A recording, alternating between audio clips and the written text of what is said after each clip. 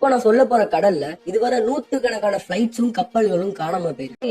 Bermuda, புளூட்டோரிக்கோ இந்த 3 இடத்தை connect பண்ற ட்ரையாங்கிள தான் பெர்முடா ட்ரையாங்கிள் சொல்றோம். இந்த இடத்துல மனித சக்திக்கு அப்பாற்பட்ட ஒண்ணு இருக்கணும். அது ஏலியன்ஸா இருக்கலாம், அப்படி இல்லனா கடலுக்கு அடியில காணாம போன அட்லாண்டிஸ் சிட்டியா இருக்கலாம். இந்த இமேஜினரி சிட்டில இருந்து வர்ற எனர்ஜிஸ் தான் மேல நடக்கிற ஆக்சிடென்ட்ஸ்க்கு எல்லாம் காரணம் அப்படின்னு சொல்றாங்க. இருந்தாலும் நம்ம சயின்ஸ் என்ன சொல்லுதுன்னு பார்த்தோம்னா, இந்த ஆக்சிடென்ட்ஸ்க்கு எல்லாம் காரணம் ஹெக்ஸகன் ஏர் பாம் சொல்ற மீத்தேன் கேஸ் கடலுக்கு அடியில இருந்து வெளிவரும் போது அந்த பபிள்ஸ் எக்ஸ்ப்ளோட் ஆகும் போது அது பக்கத்துல இருக்கிற கப்பல்களை டேமேஜ் பண்ணுது. அது மட்டும் இல்லாம அதுல இருந்து வெளிவர கேஸ் கிளவுட்ஸா ஃபார்ம் ஆகி மேல பறக்கிற பிளைட்ஸையும் டிஸ்டர்ப் பண்ணுதுன்னு சொல்றாங்க. இன்னொரு சைடுல என்ன சொல்றாங்கன்னா, டிராபிக் அதிகமா இருக்கிற இடத்துல ஆக்சிடென்ட்ஸும் அதிகமா நடக்கும். அது ரோடா இருந்தாலும் சரி, கடலா இருந்தாலும் சரி. இந்த பெர்முடா ட்ரையாங்கிள் சொல்ற இந்த ரீஜியன்ல அதிகமா ஆக்சிடென்ட்ஸ் நடக்கிறதுக்கான காரணம் அது ஒரு ஹெவி டிராபிக் ஏரியான்னு சொல்றாங்க.